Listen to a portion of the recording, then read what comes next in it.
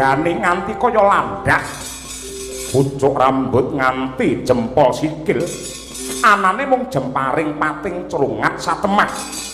Meles ludirane Sang Gandamana ngalumpruk tanpa daya. Mangkono Sang Maha Julik Harya Suman mrentahaken dhumateng para sada Kurawa. Kurawa.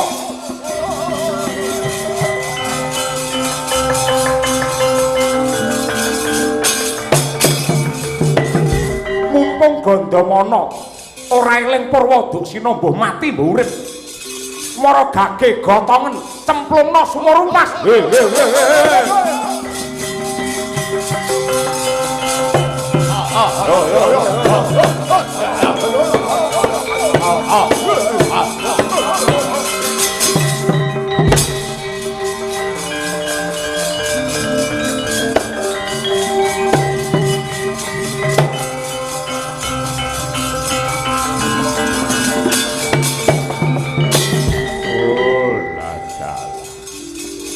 Layak to layak pringgondani ana bleduk mangampak-ampak nganti bingung trembuku anggening gagapi lelakon iki.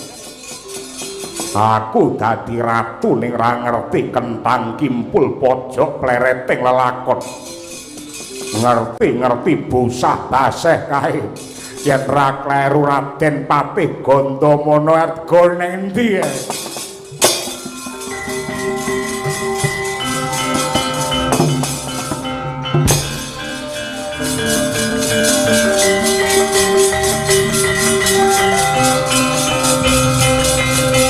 Yo. Templungke Sumarumas yo.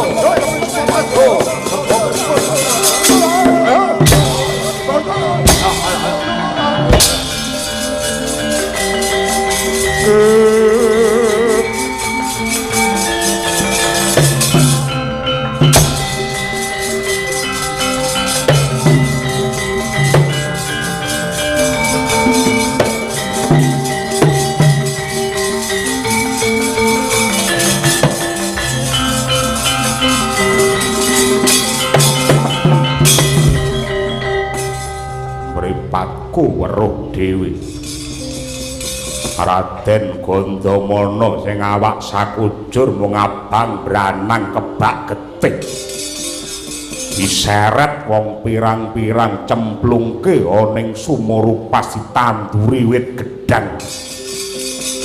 Raden Gandamana mugi-mugi jenengan tasih pinayungan dening dewa kula ingkang badhe ngupakara Raden.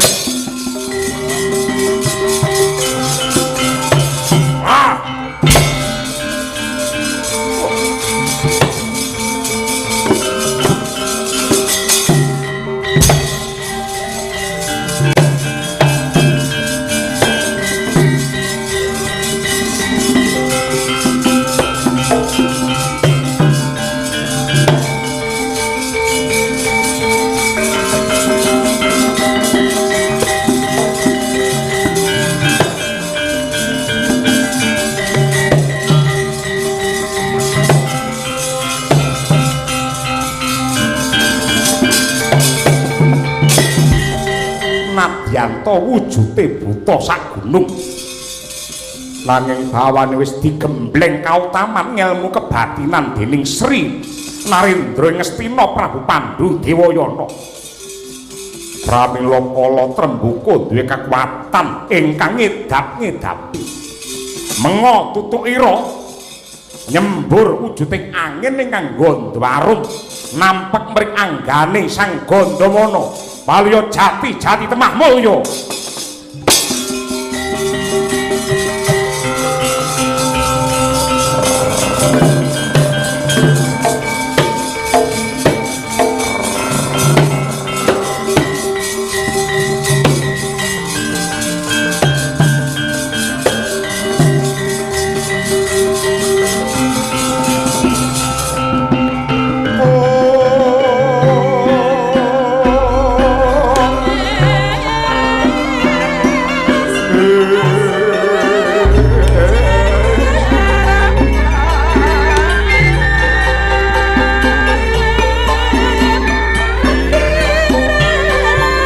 saranane wong lubung tetap apa kurang kuling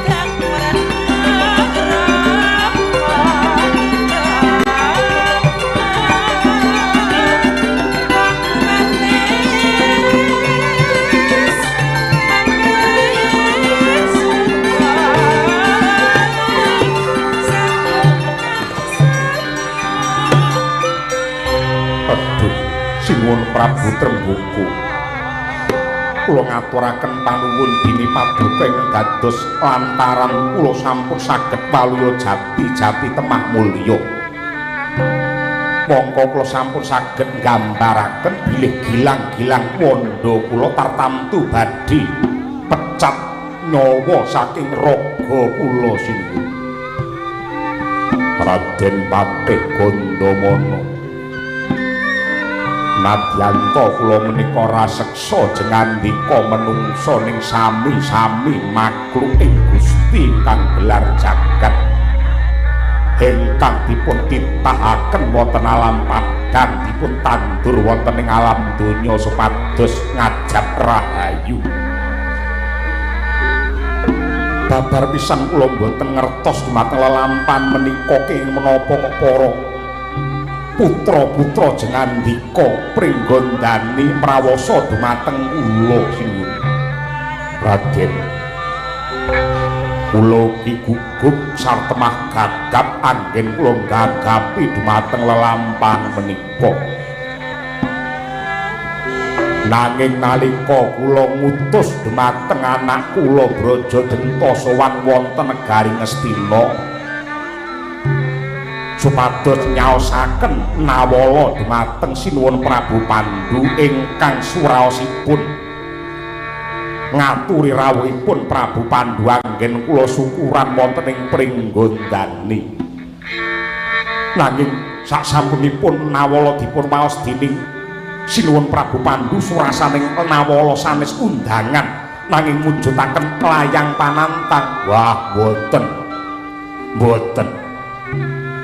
mbok menawi pancen ingkang ngreka daya lelampahan menika manut aturipun Brajadenta menika boten dipun keparengaken minggah wonten Stinggil Ngastina layang kala wau dipun aturaken dening Harya Suman lah kok dados layang panantang menika kados pundi lan wau kula tingali saking katebian saderengipun anak-anak kula mrawasa jengandika Raden Gandamana sampun pinanggih kalian Harya Suman kula bingung menika lelampahan menapa lan ingkang dados punjering perkawis sinten Harya Suman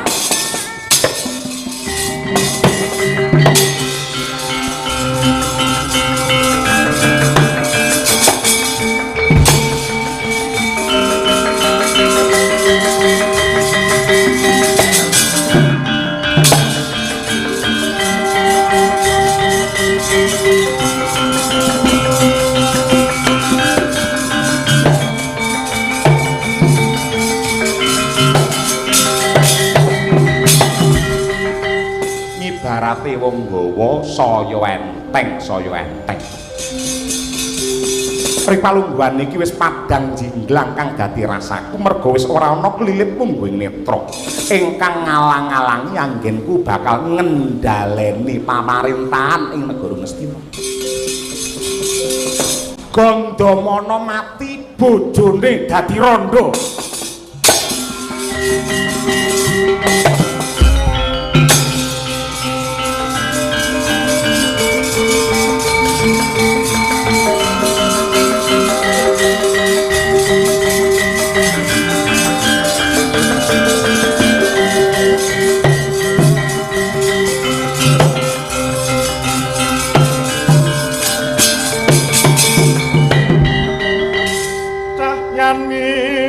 Sumundo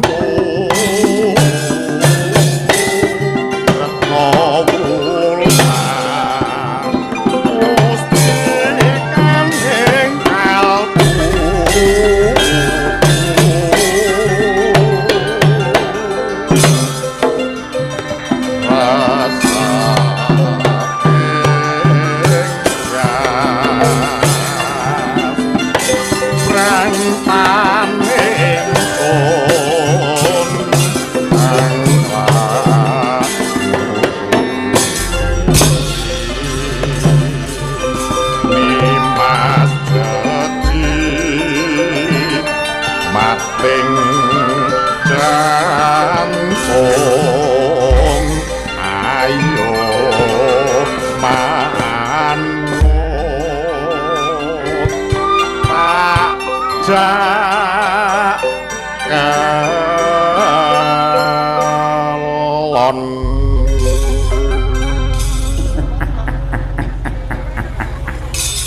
Nawangsi aku ingkang prapta ana ing kepatihan kene Nawangsi Raden Arya Suman iya kaya ora trep mungging tata krama ing atase Kakang Gandamana tindak parandene panjenengamu tik malah mrene aku rene ora goleki Gandamana ning goleki kowe aku kangen karo kowe aku gandrung kayungyon karo kowe saya-saya yen ngerti kowe egolan ninggal katresnan kaya ceblok-ceblok jantungku nadyan to ning donya iki akeh wong wadon digelar jembar nanging ya mung kowe sing pinter njirep batinku wong wadon wiwit saka pucuking rambut nganti jempol sikil ora getek cirine apa meneh yen wong wadon nggen isor kuping kuwi enek andeng-andenge biyo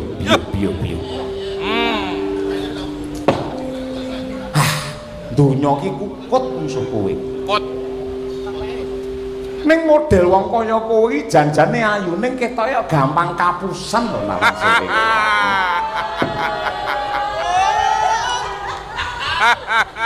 kowe ngucap apa aku ora ngerti Kakang Gandamana tindak ya kene kowe bludusan rene pancen tak sengaja lan Gandamana ora perlu ndok tangisi ora perlu kowe sedih entenono 40 dina mengko kowe tak kawin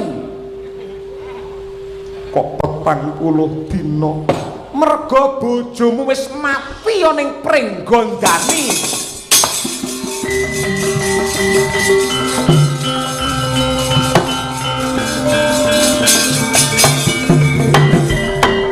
kowe ngapusi kowe goroh Kakang Gandamana ki wong prawira kae wong digdaya Surasakti Mandraguna nadyan to digdaya kaya apa yen pancen kodrate mati ya mati yen kodrate mati ya mati mula bab Gandamana ora perlu ndok pikir ora perlu ndok gagas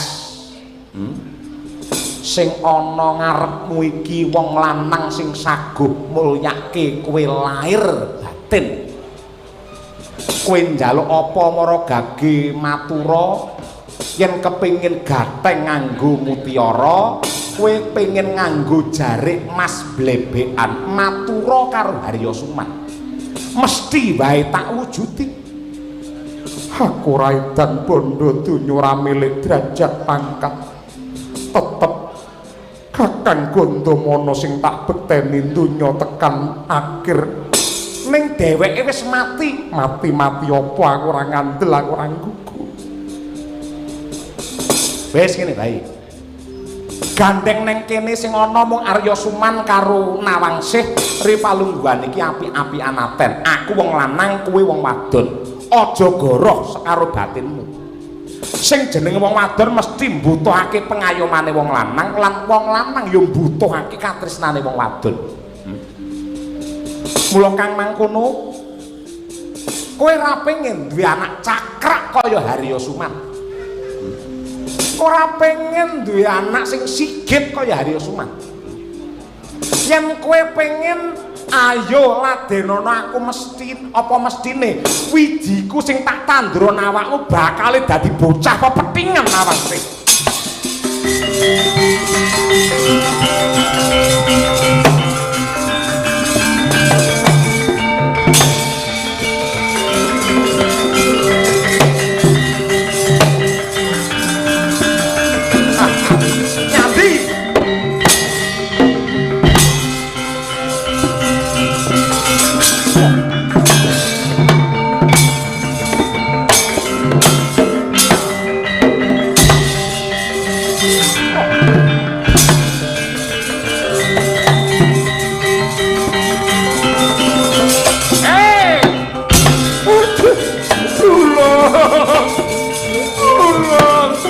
Wong apa?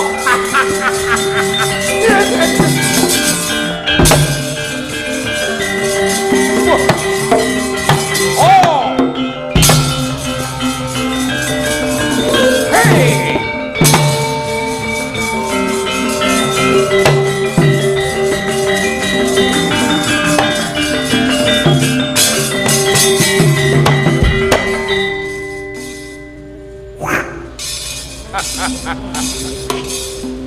Aku ora perlu suwe-suwe. Watane marem ya wis. Ora perlu suwe-suwe, cukup sak mareman. Anggenku edan kepayang karo bojone Gandamana, nyatane gawe ati kuwi gidhuh ning bareng wis weruh lan disuguh ya mung kaya ngono kuwi jane. Rawang sih. Edian tenan lah bojone pancen Gandamana semono gedene. Mula bareng karo aku wah kamban Pak.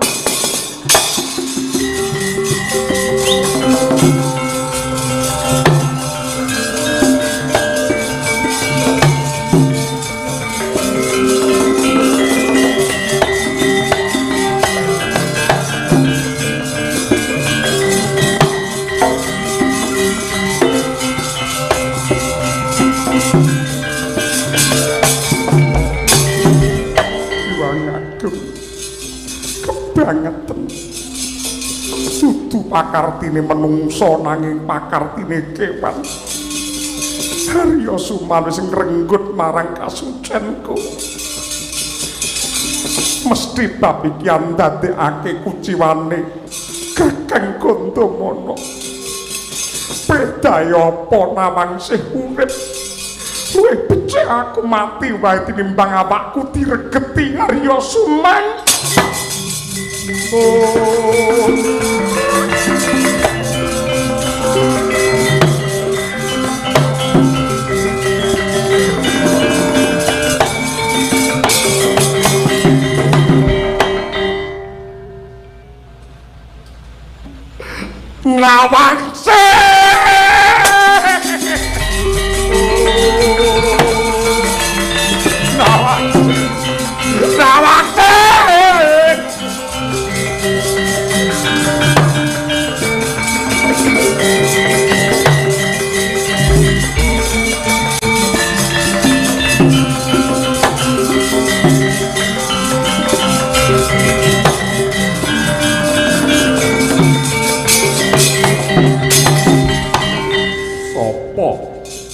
Sopo sing ngurang tata karo kowe?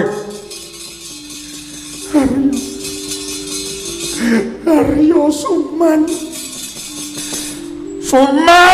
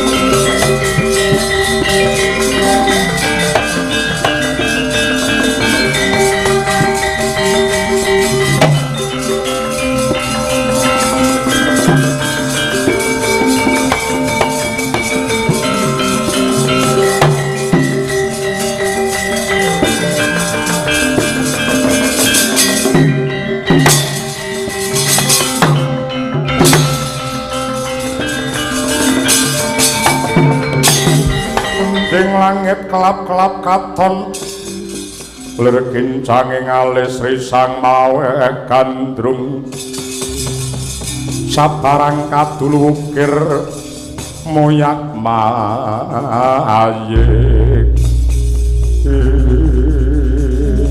Harya Suman kepiye kabul kawusanane nalika semono jeneng sira nyuwun palilah kelawan Pandhu bakal njampangi lakune Gandamana marang Pringgondani. Ndak sawang kok katon tawang-tawang tangis ana lelakon apa Harya Suman? Aduh. Ngaturaken kedrawasan sinuwun. Babar pisan kula mboten nduga mana. Sak sampunipun Raden Gandamana mlebet wonten ing tapel wates Pringgondani, mboten ngertos sangkan paraning bilai, lajeng dipun prawasa dipun ranjam gaman kalian buta-buta Pringgondani, malah samangke Raden Gandamana sampun pejah sinuwun.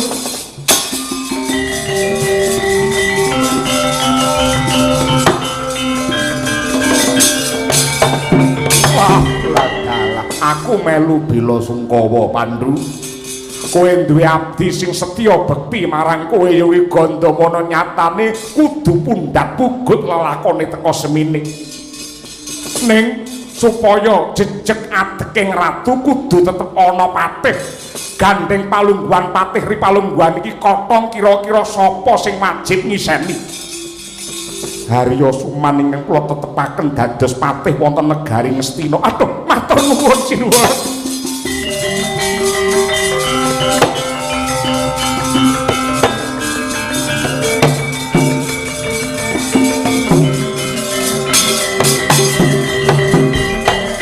Ayo metu. Gandamana, Gandamana. Lakon apa iki?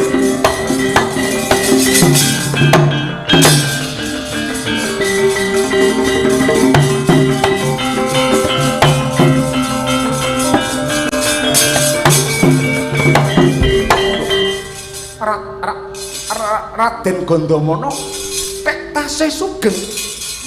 Iya. Aku tetep urip. Aku gelem mati yen mati bareng karo dapurmu. Wonten menapa kuwi? Aja etok-etok ora ngerti. Kowe golek kamulyan kena, golek kelungguhan kena, golek jabatan kena, ning aja ngidek-idek kancane.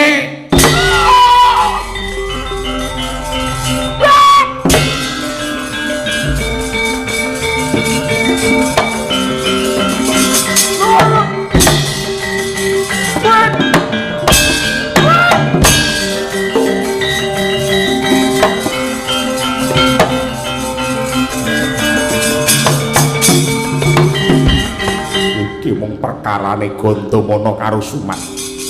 Iki mung perkarane Gandamana karo Suman. Dosane bojoku Nawangsi apa? Dosane Retna Wulan apa? Kowe dudu menungsa iblis, kowe kewan tenan. Yo!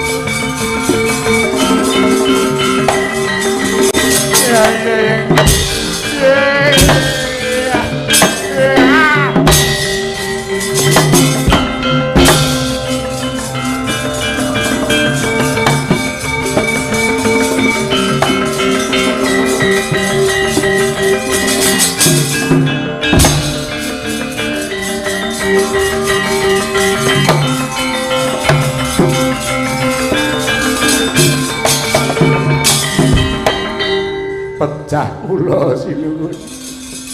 Ingkang abdi pejah sinuwun.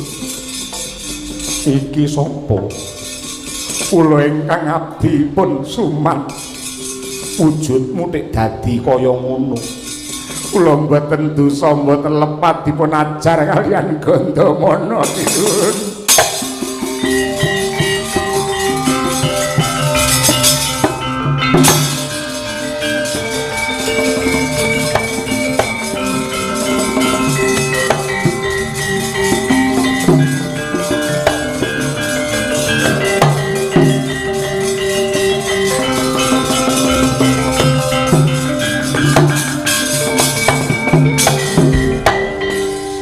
Jimat sesemban kula ndodho dumateng kalepatan kula ndodho dumateng dedosan.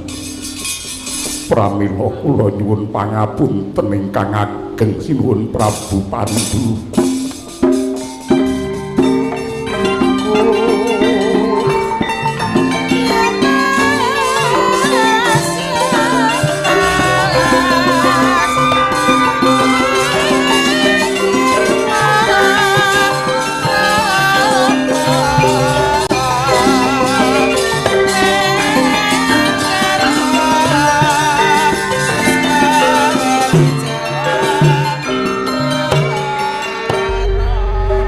Gondomono dadi wong kuwi aja mung dadi wong bener nanging kudu dadi wong bener lan sing apik dhewe kuwi dadi wong sing wicaksana. Nadyan satriya kuwi yen perang pancen golek menang ning menang sing sejati kuwi yen bisa ngalahke karo hawa napsune dhewe. Ngastina iki negara hukum, negara sing duwe tatanan, ora kena ampyak awur-awur gugu karepe dhewe ngono kuwi. Dina iki prajaku bumiku Ngastina hawane panas, Ngastina kebak nista, Ngastina wis kebak dosa. Negara sing elek kaya ngene iki ora pantes dilungguhi wong sing suci kaya Gondomana.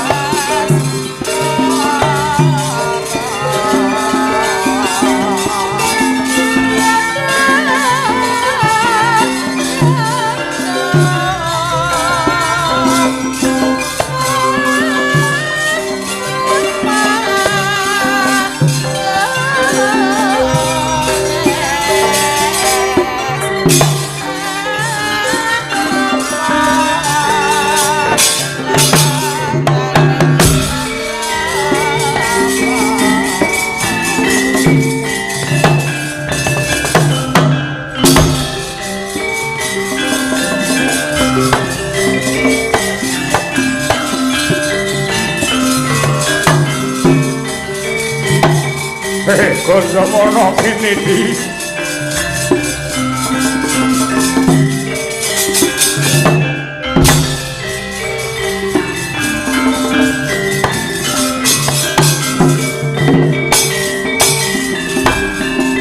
Mekradina semubang-bang haruna kadinetraning uga rapuh sabdaning kukiloring tanikara sakeater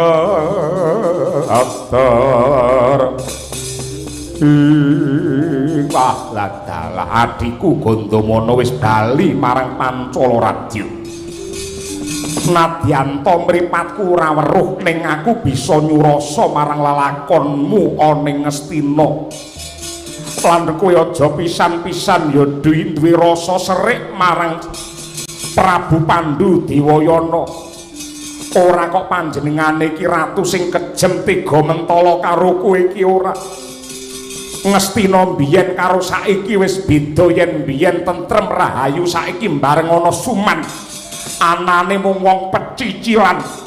Eman-eman darmamu yen campur karo wong reget kaya Arya Suman kuwi.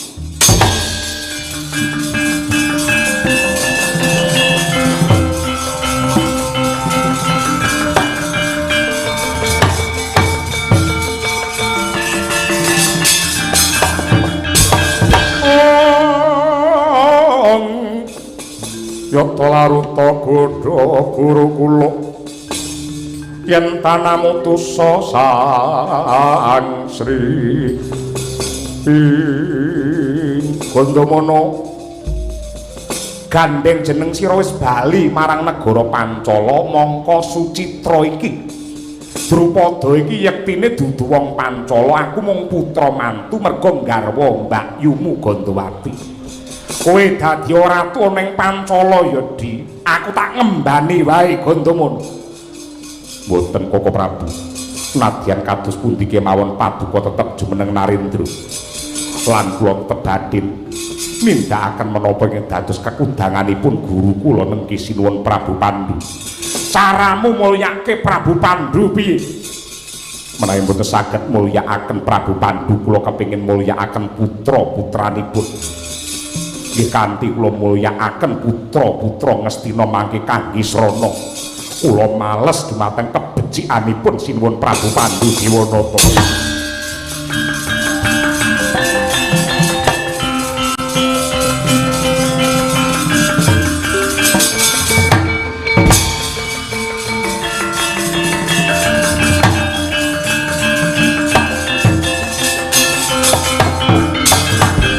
Madining perang pamuksa tandinge guru kelawan murid nenggih Prabu Pandhu kaliyan Trembaka merga racune Haryasuman satemah pejah sampyuh Kyai Pulanggeni njojo dadane kala Trembaka ewadene Kyai Kala Nadah njojo dumateng wentise Prabu Pandhu dadi lan patine Kang mangkono saya jembar nenggih Haryasuman genyo ngigoake pakarti kinarya mulyakaken pulunanira nenggih para sata Kurawa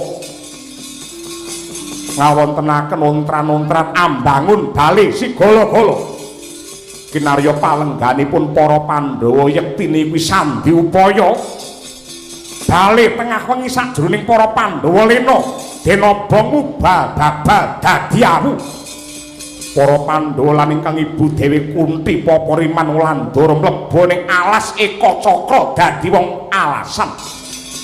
Yekti iku dadi srana Sang Gandamana nggih nyumulyakaken sang guru sejati lantaran ngangkat dumateng kamulyanipun putra-putra Ngastina nenggih para Pandhawa kagelar sayembara perang. Sapa ingkang bisa ngasorake kridane Dyan Gandamana mengku sekaring kedaton Dewi Drupadi.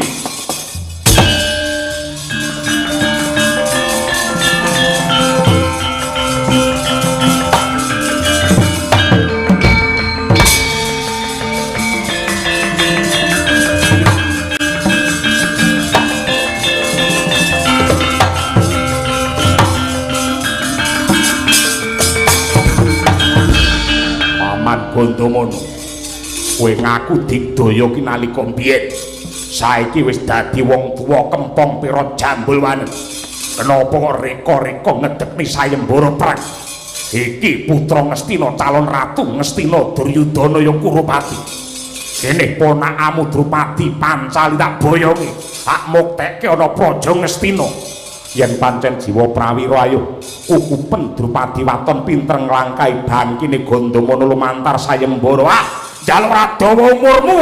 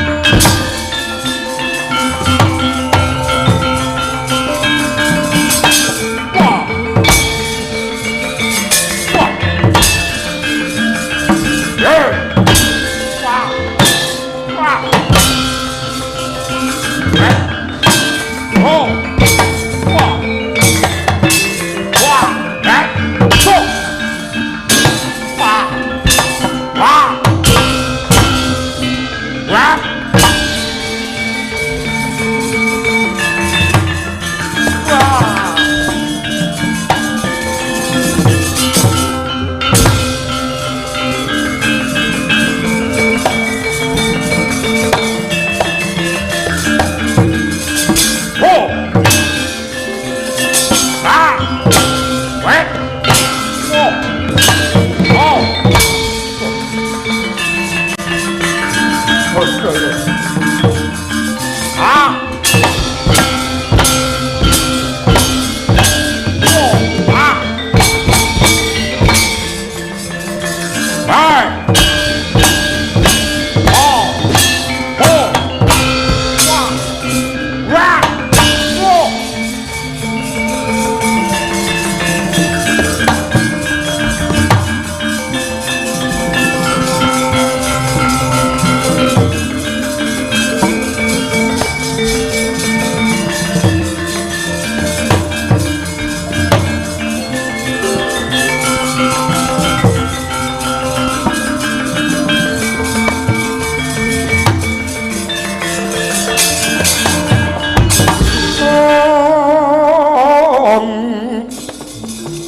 Digdaya swara ing yudha sang prawira Pancala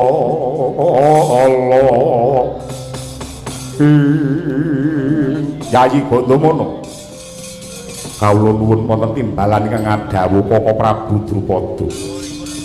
Piye kabare? Kurawa bisa ngalahake sira apa ora? Inggih. Pangestu paduka kula saged nyingkiraken para sata Kurawa. Kurawa sida kalah karo kowe. Inggih. Mongko wis pira ratu sing bisa undur-undurake. Nganti ripalungguhan iki durung ana tandha-tandha narendra utawa satriya sing bisa timbang bobote karo kowe. Yen nganti kedelarung-delarung ora ana menungsa sing ngalahne kridamu apa kelakon ponakamu kae Drupadi ciklu-ciklu jambul wanen kempong pirot ora diwengku karo kakung. Nuwun pangapunten Bi. Kula aturi pitados kalian adiling kodrat Koko Prabu. Adiling kodrat Bi. Menawi sampun pinanggih judunipun lan dipun kodrataken kalian pangeran tartamtu badhe wonten sang anyar katon ingkang kuwawi ngasoraken kridanipun Gandamana. Sang anyar katon sapa? Tembung aja lelewidan. Anyar katon sapa? Nyatane ora ana sing iso ngalahke kowe anyar katon karepmu piye?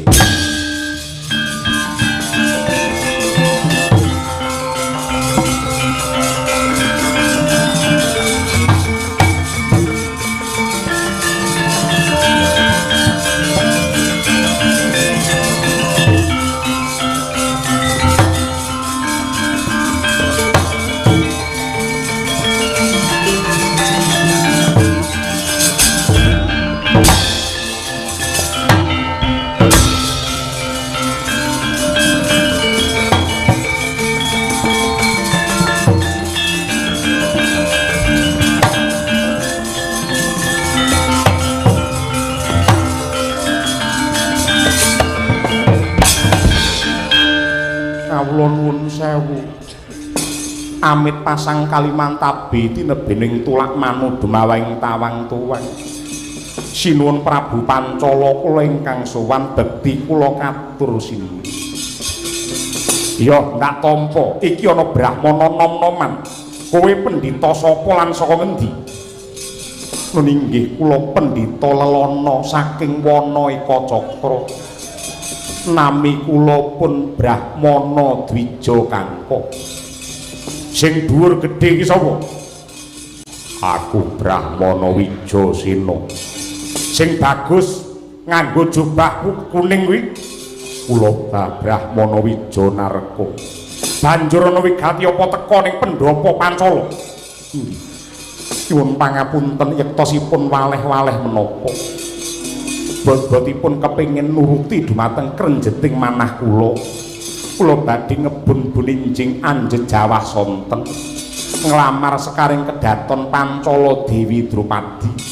Mugi wonten kepareng paduka sinuwun paring pangestu lan ugi mala kramakaken kula pun Wija Kangka kalian ingkang putra pun Dewi Drupadi sinuwun.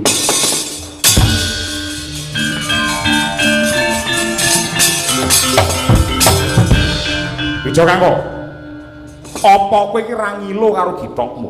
Kena ndarani gedhen piyak kurang cagak. Wong wuta ngitung lintang luku sinawat balang kayu tangeh kenane cepak lupute. Apa kowe ra nonton kahananmu ki piye? Kowe iki mung pendhita nom, pendhita alasan parandina rabi karo ratu, paling kelakon rabi karo Drupadi, anakku arep kok jak urip cara piye? Kowe ngurusi awakmu dhewe wae ora iso ngurusi anake wong.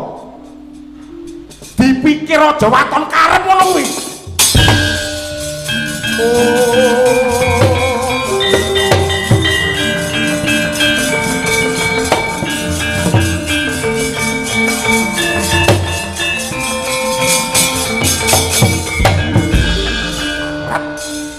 Lemah bengkah nyelo-nyelo. Pendhita ora urus. Wis kene iki jibek bludrek. Anakku randang entuk jodoh. Nanti ganggu wong alasan. Kono-kono. Piye? Nuwun pangapunten. Ing ajeng kula lak sampun matur bilih sayembara ingkang kula gelar menika tinarbuka. Tegesipun sinten kemawon menawi badhe mupu sayembara kula ladosi menapa mestinipun. Nanging ing menapa kok ripalungguhan samangke paduka malah ngiyas dumateng para brahmana muda kala wau. Brahmana menika yen pancen badhe mengku anak kula Drupadi badhe kula ladeni menapa mestinipun. Ning parandene malah paduka gusah kados kewan. Mongko pendhita menika cedhak kalian pangeran yen nganti nelongso dumateng Bathara kula kuwatos menawi ngantos Pancala mangke wonten bebendu menapa-menapa sinuwun. Aduh mati aku.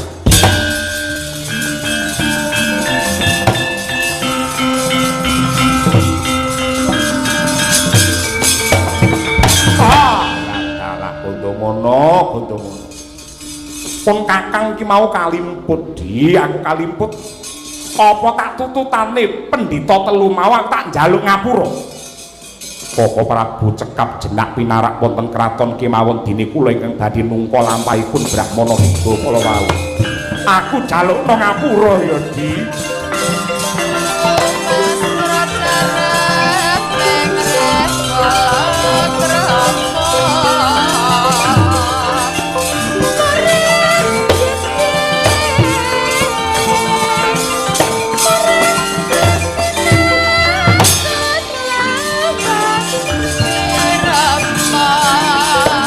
Hei, iso kanggo.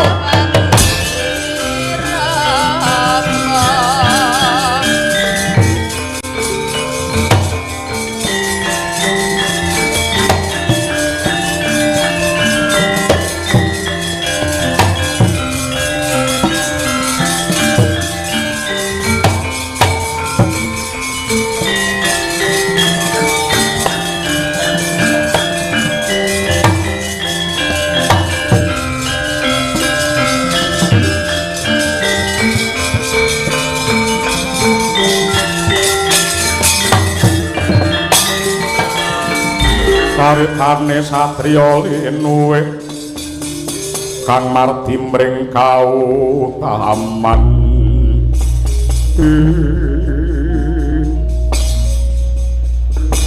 sakliyane Gandamana mesti wae sulap sakliyane Gandamana mesti wae pangkling marang kowe cah telu ning aku ora bakal kekilapan.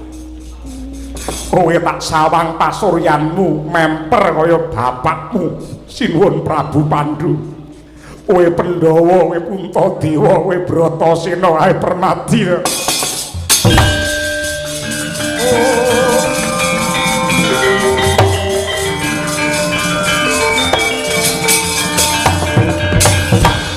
Sembah pangabekti kula kunjuk Paman Gandamana. Ya Puntadewa wis ndak tampa. Kowe tak kandhani yo nggir, kenapa kok tak tungka tak koyak lagumu? Yektine pancen Gandamana ngedekake sayembara prang ki sing tak antu-antu, sing tak tunggu-tunggu ya mung para Pandhawa. Biyen wong tuamu gedhe, darmane gedhe, labuhe ling gembleng le minterke karo aku. Durung nganti aku males karo bebudene wong tuamu panjenengane kaslak sida nalika perang pamungsa. Aku ngedekake sayembara prang sapa wae sing bisa ngasorake kridane Gandamana kuwi ingkang mengku marang Dewi Drupadi. Wis wancine aku kepengin mulyake tedhak turune guruku ya kuwi kowe Pandhawa. Mula ripalungguhan iki ngangge cara sing prayoga. Cah telu salah siji etok-etok perang karo Gandamana, aku mengko tak trima kalah, aku tak trima ngalah.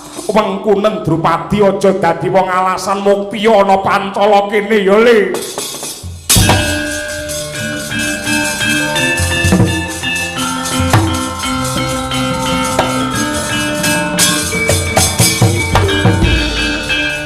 Kowe murid Bapak Pandu. Iya.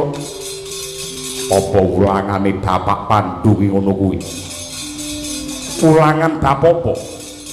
Apa memper namun to anak-anakmu Pandhawa kok ajari ora jujur? Sing ngatasi satriya ratu liya-liyane kok tandingi kok ladeni apa mestine? Yogene Pandhawa kok pijekake kaya wong jirih getih wedi mati.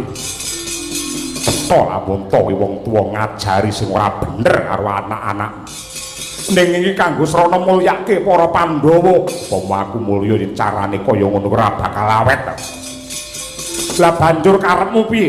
Tandingana ladenana apa mestine? Yen pancen ngono karepmu aku mung bakal manut. Joget lak kendhangi sapa sing maju luwih dhisik? Aku maju udel-udel wadukmu.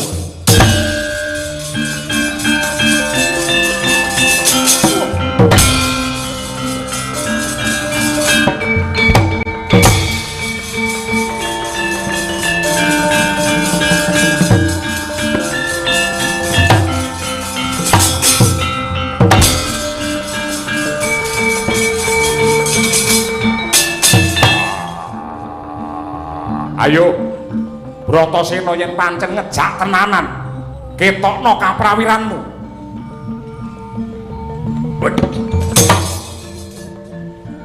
Ayo sing bakoh Bratasena.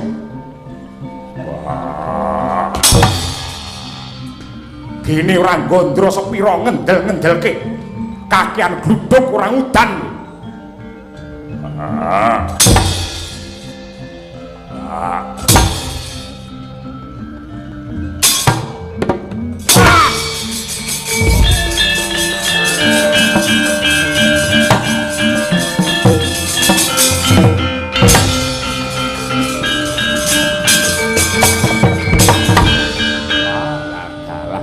Rusak-rusakan bocah. Ora ngerti tata krama, ora ngerti tatanane wong perang. Kudune yen perang karo wong gerang kuwi ora kena ntracak sak ndure tenggak. Kowe wani ndupak pilingane Gandamana nganti aku tiba kalenggak. Ya Bratasena. Gandeng kowe mentala karo aku tur kowe ora kena diiman, aku ya tegel karo kowe. Gebrak ajiku Bandung Bandawasa mbuh dadimu kowe.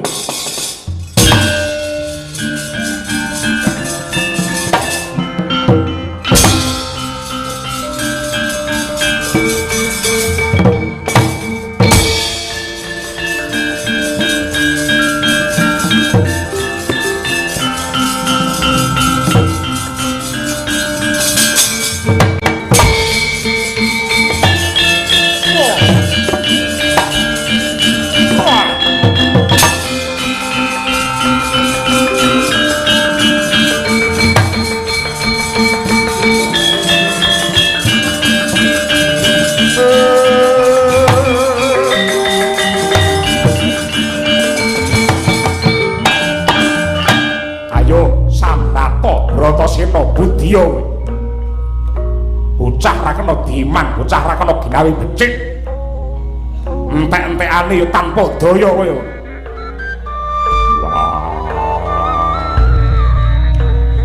Aku Patenana Paman Gandamana. Aku isin yen kok gawe wiran. Aku Patenana. Eman-eman tanganku tak regeti kanggo mateni kuwi sing tanpa guna.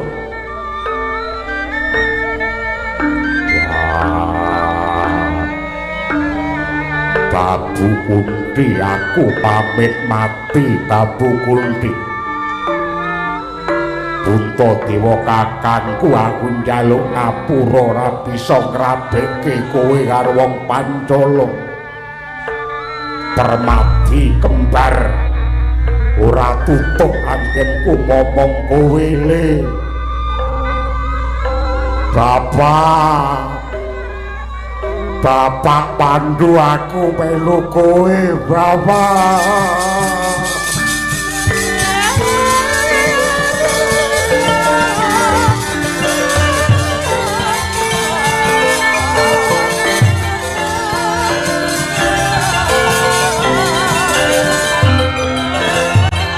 Rakap nengge sang Bandawana dupi midhanget sambate sang Bratasena ingkang nyebut kang Kuswarga nengge Prabu Pandu Dewayana. Pantrawangi kokrong sang Bandawana saya kendho nggih miting lan nyidak dhumateng Bratasena. Ucap Krida nenggih panenggak Pandhawa sang Aryasena. Suku roncal mancap bumi asta anduwa dadanira sang Gandamana anyarengi kuku Pancanaka modhot rongkilan dawane nancep dada nembus jantung buta walikat rebah sang Gandamana dleweran geti.